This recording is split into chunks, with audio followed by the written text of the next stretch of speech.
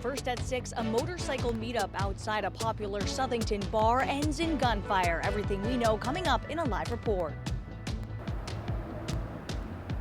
And an air quality advisory in effect across our state as the smoke from Canadian wildfires continues to be in our air. I'm Glenn Kittle. We'll tell you more about that coming up on Fox 61. Good morning. It is Thursday. Happy Thursday to you. Thanks so much for starting off your day with us here at Fox 61 America Areas. And I'm Bridget Piorla. The good news is we're one day closer to the weekend, but the bad news is that smoky air is unfortunately sticking around for another day. And Rachel, we've been talking about it. We feel it in our eyes, in our throat. It's difficult. Yeah. It definitely is difficult. And over time today, it's going to get worse. So right now it's moderate. And we'll talk about what that means in just a moment. But eventually we're going to find ourselves, which we are seeing that unhealthy for just about everybody down to the south and west of us now. That air quality is going to move into our areas. That plume of smoke gets a little bit thicker over time this morning and into the afternoon. And it's almost going to take on a very similar look to what it looked like yesterday, what it felt like, what it smelled like, just to kind of give you an idea here. A lot of us finding ourselves in that moderate category. So what does that mean? It means that some typically sensitive people who suffer from respiratory issues may have health concerns, but over time it turns unhealthy for everyone who should limit outdoor activities as much as you can for today.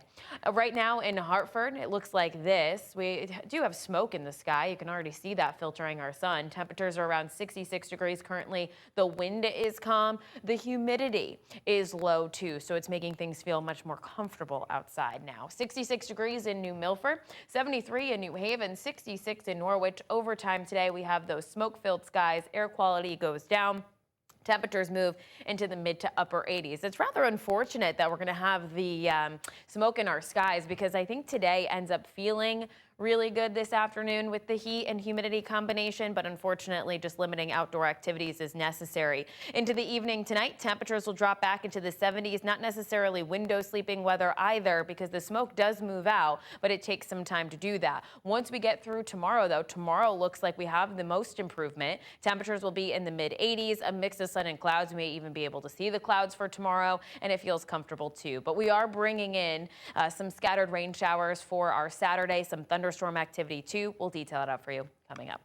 Here at 6:02 on our roadways this morning, following that construction work over in Colchester, both east and westbound here on Route 2 between 23 and 20. Good chunk of that on Route 2 is dealing with road work now. Hartford on 84 looks okay as you're traveling into downtown. Roadwork in Middletown has wrapped up. Taking a live look outside in Fairfield, we do have a bit of volume this morning. And then over in New London, it looks good just out by the Gold Star. Middletown now on 91. Roadwork has cleared, so volume is light. And Cromwell to New Haven is around 25 minutes. No delays backed up to 691 right now. Erica.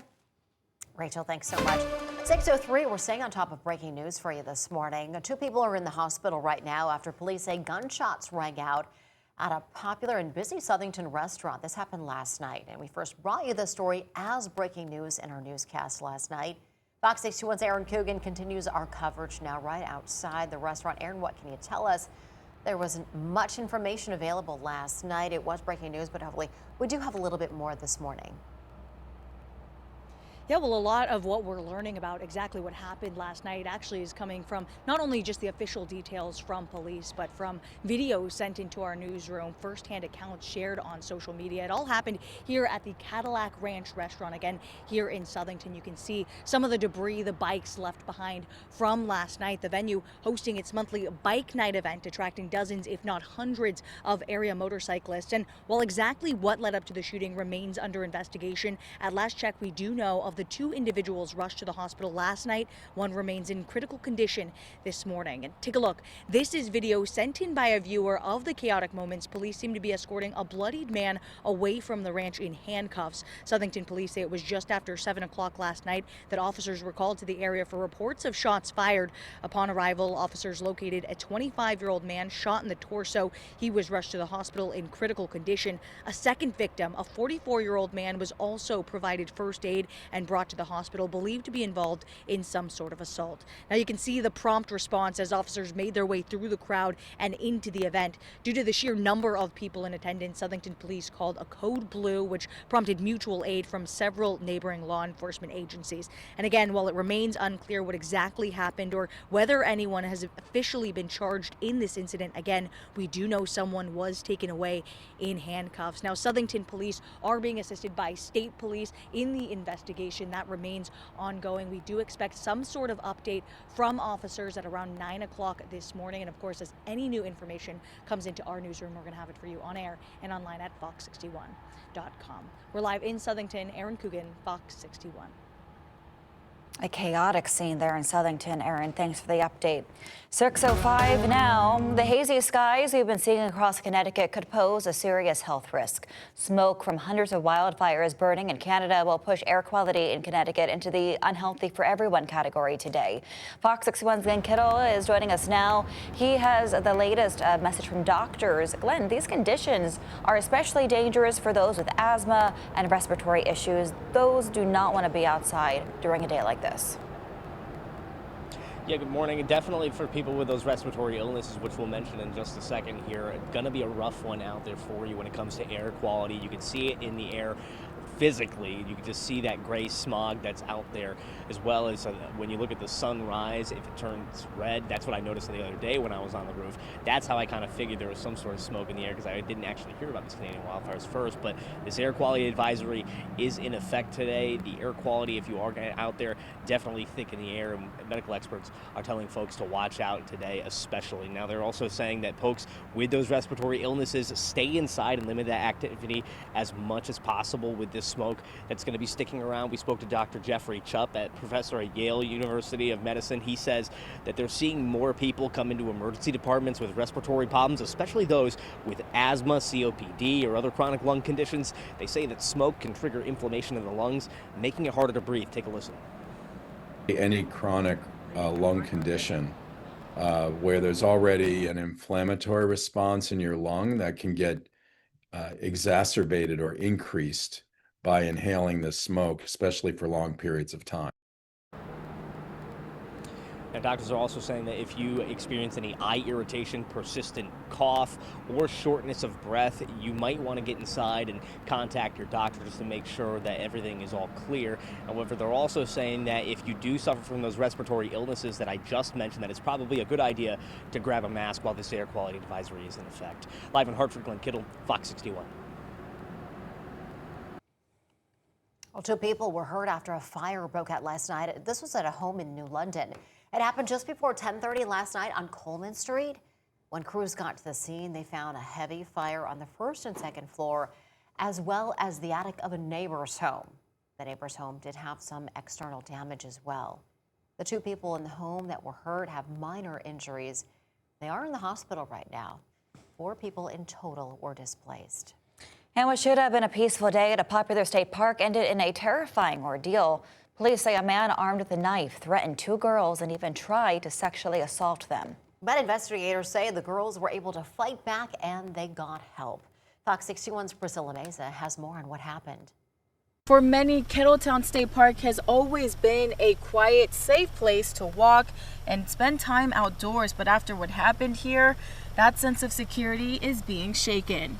What police say happened at Kettletown State Park Monday is something regular visitors never expected. The Department of Energy and Environmental Protection says 23-year-old Darius Moreno attacked 2 girls, threatened them with a knife, and then tried to sexually assault them.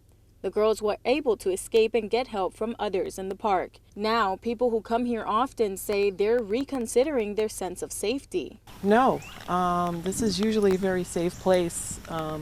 And there's just a lot of people come here and take their dogs or go for walks.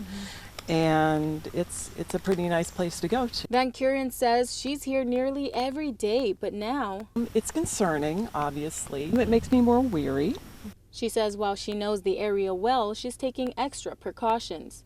Others say the incident hits even closer to home. I just thought it was really scary to to hear that somebody would attack girls like that. Callie Gibbons lives nearby and says after she learned what happened, she wouldn't let her daughter come here. It alarms you enough to like say, like, you know, you always tell your children like to watch your surroundings and what's happening around you and watch out for people, but like I would just say don't go even with your friends to that park and the surrounding areas right now. She believes the girls' quick thinking may have saved them. That's what I've always told my child, you know, just scream, yell, run, kick, hit, just, you know, leave, get away as fast as you can. Yeah. So I'm glad that those two girls were together and were able to get away.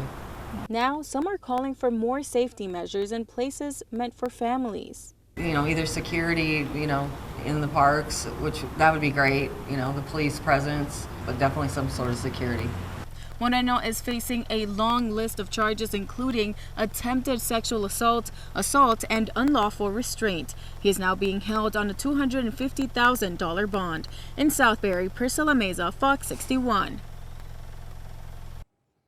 A New Haven family now finally has some answers 3 years after their loved one, 25-year-old Ramon Yates, was shot and killed while waiting for a bus. New Haven police charged 20-year-old Talon Jackson and 19-year-old Devin Gardner with murder, conspiracy to commit murder, and carrying a pistol without a permit. The two suspects were 16 and 17 at the time of the crime. New Haven Police Chief David Zanelli says that the arrest came from looking at old and new digital DNA as well as surveillance evidence. Sometimes when changes get made over the course of 3 to 4 years, there are different techniques that can do things like the processing of DNA evidence. Police say both suspects were familiar to the police before the charges came. Gardner had a recent run-in with police surrounding firearm possession charges. They're both being held on $2 million bond. Police are now trying to determine a motive for the murder. A bomb threat forced the evacuation of a Willimantic nursing home yesterday, but police later determined it was a hoax. There was no explosive evidence. The bomb threat was called in about 8:15 yesterday morning at Vanderman Place. People working at the nursing home say as soon as a staff member took that call, they followed protocol. They acted fast to get everyone out safely. Police are now trying to find the caller and find out why they made the threats. Still ahead, the conflict with Iran is hitting drivers at the pump. Why gas prices are on the rise once again. Also ahead, the FCC could soon reshape the TV industry. We're going to have more on a proposed rule change. It may clear the way for bigger broadcast companies. We'll explain.